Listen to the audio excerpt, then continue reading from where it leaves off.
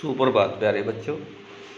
कक्षा 10th का हिंदी का हमारा टॉपिक कविताएं। आधुनिक हिंदी के प्रमुख कवि सूर्यकांत त्रिपाठी निराला, इनकी रचनाओं को हम पढ़ रहे हैं। कल हमने इनकी एक रचना पढ़ी, उत्साह, जिसका शीर्षक था। कवि ने बताया था उस कविता में कि बादलों से आग्रह करता है कवि। किस बारे में? वर्षा के बारे में, क्योंकि वर्षा के बिना प्रकृति हरी भरी सुंदर नहीं होती। और वर्ष का रस भी का कवि के द्वारा किसान के लिए खुशी के पल वर्षा है, मानसून है, और उनको अपनी कविता के माध्यम से उनमें उमंग, उत्साह भरने की कोशिश करता है कि इस तपती धरती को आप तृप्त कर दें पानी से, अपनी मूसलाधार धार से, इसको यानी एक किस्म से पूरे संपूर्ण विश्व में इतनी वर्षा करें आप कि संपूर्ण विश्व में पानी की कमी दूर हो जाए, ऐसी प्रार्थना करता है। नेक्स्ट जो आज दिनांक 4/6/2020 को हम कविता, इनकी दूसरी कविता पढ़ेंगे। छोटी सी कविता है, इम्पोर्टेंट है, दोनों कविताएं प्रकृति प्रधान है। इसको ध्यानपूर्वक सुने आप। अट नहीं रही, अटने का मतलब है जो सुंदरता है वो आँखों से दूर नहीं हो रही, या हम उससे दूर नहीं जा रहे, यानी उस समा को, उस वातावरण को देखना ही देखना चाह रहे हैं। और इस प्रस्तुत कविता में कवि ने वसंत ऋतु और जो हमारे पंचांग के अकॉर्डिंग फागुन मास की सुंदरता का वर्णन किया है। जैसा कि पिछली कविता में बताया कि प्रकृति प्रधान कविता है ये दोनों, और प्रस्तुत कविता में फागुन की आबोहवा को, फागुन का मास जो हमारा अंग्रेजी कैलेंडर है, फरवरी का अंत, मार्च का प्रारंभ, उस समय प्रकृति अपने यौवन पर होती है। प्रत्येक पेड़ पौधे, प्रत्येक जीव जंतु में नव संचार होता है, उसका वर्णन यहाँ पर किया गया है। अट नहीं रही है आबा फागुन की तन, कि फागुन के मास के शरीर, तन का मतलब है फागुन के मास की सुंदरता को हम समा नहीं पा रहे, उसको झोली में भरना चाह रहे हैं, लेकिन वो इतना सुंदर समय है कि ऐसा समय को हम अपने अंदर नहीं समा पा रहे, सट नहीं रही, वो उससे हम दूर जाने का प्रयास कर रहे हैं और लेकिन जा नहीं पा रहे। क्या क्या परिवर्तन होते हैं फागुन मास में? कहीं सांस लेते हो, घर घर भर देते हो, कि उस दौरान प्रकृति में एक अजीब सा उत्साह, अजीब सा यौवन, जब सांस लेते हैं तो नौ सांसों का संचार होता है, नौ रक्त का संचार होता है, प्रत्येक जीव के शरीर पर तेज होता है, शरीर स्फूर्तिदायक होता है। घर घर भर देते हो कि फागुन मास की जो सुंदरता, जो समय है, उस घर घर उसकी सुंदरता दिखाई देती है। उड़ने को नभ में तुम, कि सावन के उस फागुन के मास में ऐसा मन करता है जैसे आसमान में उड़ जाएं, यानी शरीर में रोगों का संचार बिल्कुल नहीं होता और हमें एक अलग ऊर्जा, एक अलग स्फूर्ति आ जाती है, पर कर देते हो, और ऐसा लग जाता है जैसे पंख लग जाते हैं इंसानों के या जीवों के, और प्रत्येक जीव प्रकृति का जैसे उड़ना चाहता हूँ, आँख हटाता हूँ तो, और इस दृश्य से यदि मैं अपनी आँख हटाता हूँ तो हट नहीं रही है, मैं हटा नहीं पा रहा हूँ इस दृश्य से उन अपनी आँखों को।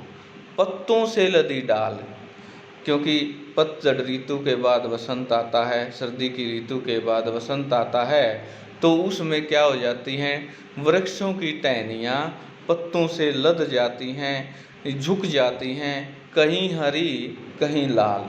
और दूसरा ये है, जब वृक्षों पर छोटी छोटी कोपलें आती हैं, छोटे छोटे पत्ते आते हैं, तो उनका रंग कैसा होता है? लालिमा से युक्त लाल होता है। कहीं उन पत्तों का रंग लाल है तो कहीं हरा है। कहीं पड़ी है ऊर में, और ऐसा दृश्य दिखाई देता है जैसे गले में क्या हो रही हो, पड़ी है मंद गंध पुष्पमाल, और वृक्ष हैं जो फूलदार वृक्ष हैं, उन फूलों से इतने लद जाते हैं जैसे गले में उन्होंने फूलों का हार डाल लिया हो। पाट पाट शोभा श्री, और इस सुंदर दृश्य को पाटने का मतलब समेटने का, उसको अपने अंदर समाने का कोशिश कर रहा हूँ, कवि ये कह रहा है, और पट नहीं रही, लेकिन फिर भी मैं उसको उस दृश्य को समा नहीं पा रहा। कहने का कवि का भावार्थ प्रस्तुत कविता में ये है कि प्रकृति का यौवन बसंत ऋतु फागुन मास में देखने को मिलता है, और उस दृश्य से कवि दूर नहीं जाना चाहता।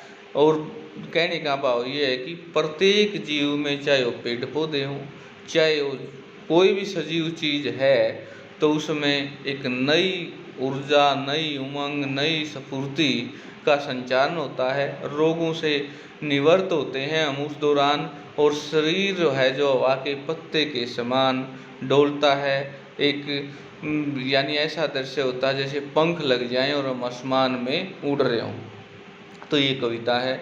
तो प्यारे बच्चों, कल हमने उत्साह कविता पढ़ी, उसके प्रश्न आशा आपने लिख लिए होंगे अपनी नोटबुक में, और यदि नहीं लिखे तो दोनों कविताओं के प्रश्न उत्तर आप लिख लें। आज जो इसके प्रश्न बनेंगे वो ये है कि छायावाद की एक खास विशेषता है कि अंतर्गत भावों को बाहर दुनिया में सामंजस्य बिठाना। कविता की किन पंक्तियों को पढ़कर यह धारणा पुष्ट होती है? लिखिए। कवि की आंख फागुन की सुंदरता से क्यों नहीं हट रही? कविता में देखा कि दृश्य ही इतना सुंदर है। प्रस्तुत कविता में कवि ने प्रकृति की व्यापकता का वर्णन किन रूपों में किया है? यहाँ पर दिखाया गया है कि किस प्रकार का दृश्य, किस प्रकार के चेंजिंग प्रकृति में दिखाई देते हैं। फागुन में ऐसा क्या होता है जो बाकी ऋतुओं में भिन्न है? आप अपने आधार पर और कविता के आधार पर भी लिख सकते हैं कि फरवरी मार्च महीने में प्रकृति में क्या क्या चेंजिंग दिखाई देते हैं, वो अपनी नोटबुक में लिख सकते हैं। इन कविताओं के आधार पर निराला का काव्य शिल्प सौंदर्य विशेषताएं लिखिए। काव्य शिल्प सौंदर्यता में क्या लिखना होता है? भाषागत विशेषताएं लिखनी होती हैं, न कि कविता का भावार्थ सरलार्थ नहीं, बल्कि कवि की भाषा की क्या विशेषताएं। प्रकृति प्रधान कवि है, कवि ने भाषा मुहावरेदार है, लयात्मकता है, अलंकारिक है, रस प्रधान है। ये सारी बातें केवल भाषा की विशेषताओं से लिखने का वर्णन होता है, और न कि पॉइंट बना के लिख सकते हैं इसको, या एक पैरे के गुण।